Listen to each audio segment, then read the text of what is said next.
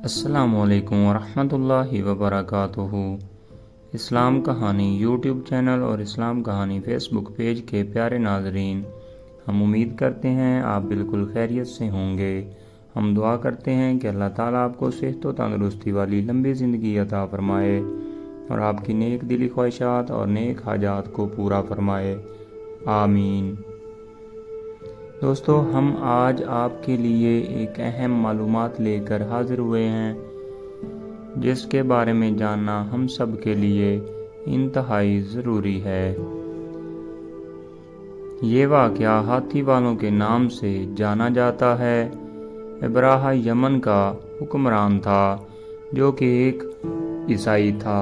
اس نے یمن میں ایک عالیشان کلیسا تعمیر کر کے یمن کے لوگوں میں یہ اعلان کرا دیا کہ آئندہ کوئی شخص حج کے لیے مکہ مکرمہ نہ جائے اور اسی کلیسا کو بیت اللہ سمجھے۔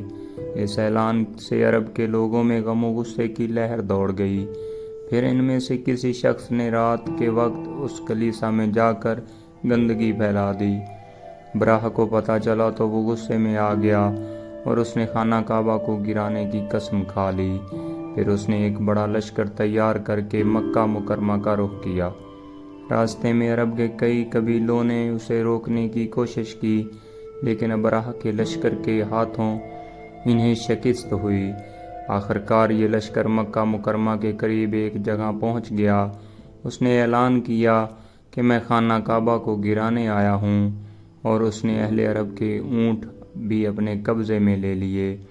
تو آپ صلی اللہ علیہ وآلہ وسلم کے دادا حضرت عبد المطلب اس کے پاس گئے اور اسے حملہ کرنے سے منع فرمایا اور اس سے کہا کہ ہمارے اونٹ ہمیں واپس کر دو، جس پر اس نے کہا کہ میں نہ تو اونٹ واپس کروں گا اور آج میں خانہ کعبہ کو گرا کر رہوں گا۔ آپ نے جو کرنا ہے کر لیں۔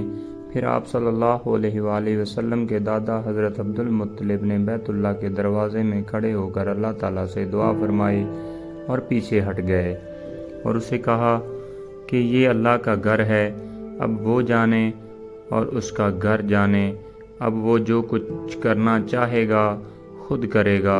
اگلی صبح جب اس نے بیت اللہ کی طرف بڑھنا چاہا تو اس کے محمود نام کے ہاتھی نے آگے بڑھنے سے انکار کر دیا۔ اس پر اس نے بہت ظلم و ستم کیا، لیکن وہ آگے نہیں بڑھا۔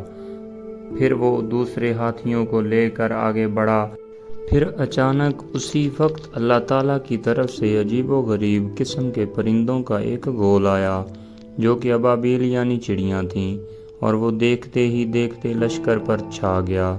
ہر پرندے کے پاس 3 کنکر تھے، 2 پنجوں میں اور 1 چونچ میں، جو انہوں نے لشکر کے لوگوں پر برسانا شروع کر دیے۔ ان کنکروں نے لشکر کے لوگوں کے جسموں کو چیر کر رکھ دیا۔ یہ عذاب دیکھ کر سارے ہاتھی بھاگ کھڑے ہوئے۔ لشکر کے سپاہیوں میں سے کچھ وہیں ہلاک ہو گئے اور کچھ جو تھے وہ بھاگ نکلے، وہ راستے میں ہی مر گئے۔ ابراہہ کے جسم میں ایسا زہر سرایت کر گیا کہ اس کا ایک ایک جوڑ گل سڑ کر گرنے لگا۔ اسی حالت میں اسے یمن لایا گیا۔ وہاں اس کے سارے بدن سے خون بہہ بہہ کر مکمل طور پر ختم ہو گیا۔ اس کی موت سب سے زیادہ عبرتناک موت ہوئی۔ اس کے 2 ہاتھی بان مکہ مکرمہ میں رہ گئے تھے جو اپاہج اور اندھے ہو گئے تھے۔ اس طرح اللہ پاک نے اپنے گھر کی حفاظت فرمائی اور طاقت پر غرور کرنے والوں کو سزا کا مزہ چکھایا۔ قرآن پاک کی سورہ فیل میں اللہ تعالیٰ نے اس واقعے کو یوں بیان فرمایا ہے، کیا تو نے نہ دیکھا کہ تیرے رب نے ہاتھی والوں کے ساتھ کیا کیا؟ کیا ان کے مکر کو بیکار نہیں کر دیا اور ان پر پرندوں کے جھنڈ بھیج دیے جو انہیں مٹی اور پتھر کی کنکریاں مار رہے تھے، بس انہیں کھائے ہوئے بھوسے کی طرح کر دیا۔ سورہ فیل آیت 1 تا 5۔ دوستو، جب دنیا میں ہونے والے ظلم و ستم روز بڑھتے جا رہے ہوں اور سب کے سب لوگ صرف تماشا دیکھنے والے بن جائیں اور کوئی کسی کی مدد نہ کرے، حتیٰ کہ اپنی آنکھوں سے ظلم و ستم دیکھ رہے ہوں، جیسا کہ آپ جانتے ہیں اس وقت فلسطین کے لوگوں پر اسرائیلی ملعون ظلم و ستم کی انتہا کر رہے ہیں، لیکن کوئی اسلامی ملک فلسطین کے حق میں بات کرنے کے لیے تیار نہیں، کوئی فلسطین کی مدد کرنے کے لیے تیار نہیں۔ وہ تنہا تن بے یار و مددگار اپنے اللہ تعالیٰ پر یقین رکھتے ہوئے لڑ رہے ہیں اور اللہ تعالیٰ کی راہ میں اپنی جانوں کے نذرانے پیش کر رہے ہیں، اور آپ کے لیے یہ جاننا بے حد ضروری ہے کہ یہ لڑائی صرف فلسطین کی لڑائی نہیں بلکہ پوری امت مسلمہ کی لڑائی ہے، کیونکہ یہ لڑائی صرف بیت المقدس یعنی قبلہ اول کو شہید کرنے کے لیے ہو رہی ہے۔ اسرائیلی قبلہ اول کو شہید کرنا چاہتے ہیں، فلسطین کے لوگ اس کی حفاظت میں اپنی جانوں کے نذرانے دیے جا رہے ہیں، لیکن افسوس ہے ان تمام طاقتوں پر جو کہ تمام وسائل ہونے کے باوجود گونگے، بہرے اور اندھے بن کر سکون سے جی رہے ہیں۔ اللہ تعالیٰ سے دعا ہے اللہ تعالیٰ ہمارے اندر وہ ایمان کا جذبہ پیدا فرما دے اور ان تمام اسلامی ممالک کو ہمت اور بہادری اور شجاعت کا مظاہرہ کرنے کی توفیق عطا فرما دے تاکہ وہ ہمارے فلسطینی بھائیوں کا ساتھ دیں اور اسرائیل کو ان کی اوقات یاد کروا دیں۔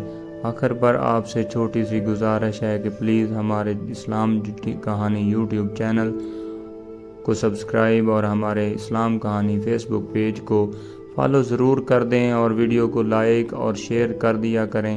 اس سے ایک تو یہ معلومات دوسرے لوگوں تک پہنچ جائے گی اور اس سے ہماری حوصلہ افزائی ہوتی ہے، کیونکہ آپ کی طرف سے کی گئی حوصلہ افزائی ہمارے لیے انتہائی اہم ہے۔ بہت شکریہ۔